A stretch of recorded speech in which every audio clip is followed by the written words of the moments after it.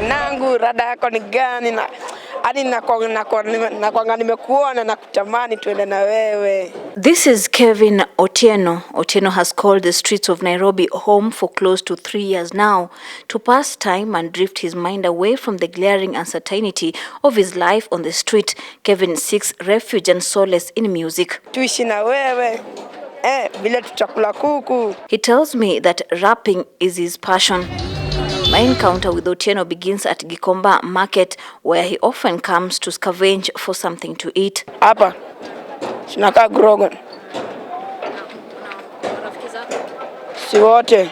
10-year-old Otieno tells the story of the fateful day that he fled from home in Siaya, where he lived with his family and was actively enrolled in school. Akasemaje, ataenda kuambiaje mwalimu ata nilifunza mwenzangu homework sababu mimi namchokozanga.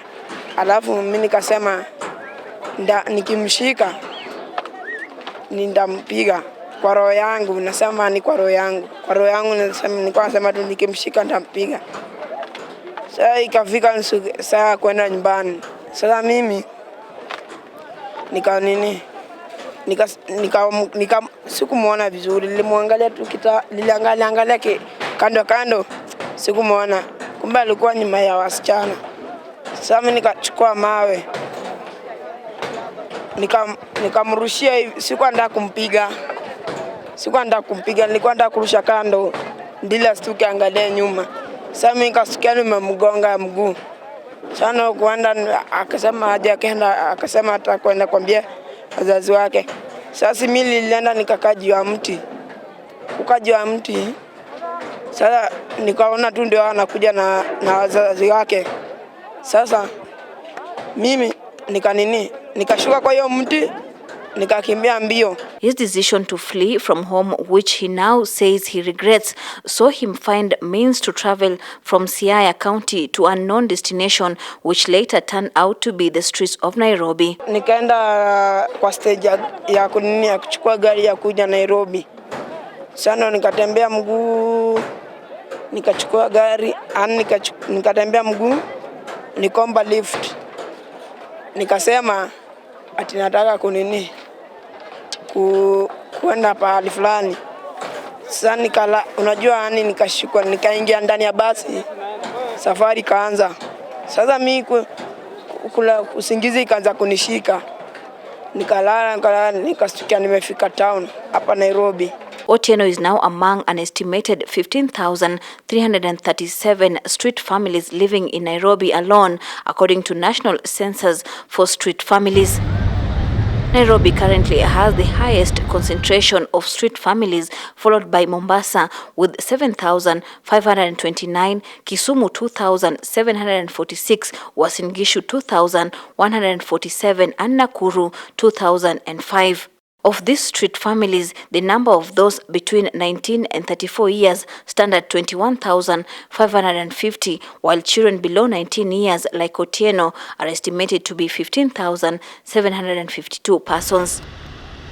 Although some street persons find themselves homeless after moving from other neighboring countries to Kenya for greener pastures, overall, over 2/3 of the street persons in Kenya are inter-county migrants.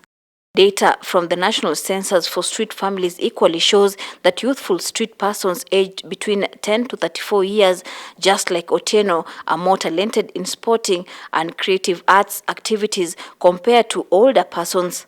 Females on the streets are more talented in hairdressing, tailoring, dressmaking, and catering, while males are more talented in carpentry, joinery, masonry, and welding. The statistics point to the fact that 96% of the males on the street opt for that life out of fear of being reprimanded and sent to the prison. The other key reasons cited is fear of corporal punishment, which accounts for 86% of the street dwellers. Lack of school fees, mistreatment by relatives and death of parents account for 72% of street families. On the part of females, 50% attribute their presence on the street to domestic violence. Otieno is just but a part of these growing statistics, and with each day that he wakes up on the streets, he continues to clutch on the hope and dream of studying to become a doctor someday. Mimi tunaomba nirudi nyumbani. Niomba msamaha. The government formed a Street Families Rehabilitation Trust Fund that is currently developing a national policy on street families rehabilitation. The first draft of the policy is currently awaiting stakeholders' engagement and is expected to give direction on how to facilitate thousands of street families back to their ordinary life. But until then, the harsh reality of homelessness continues to bite. Victoria Amunga for Metropol TV, Nairobi.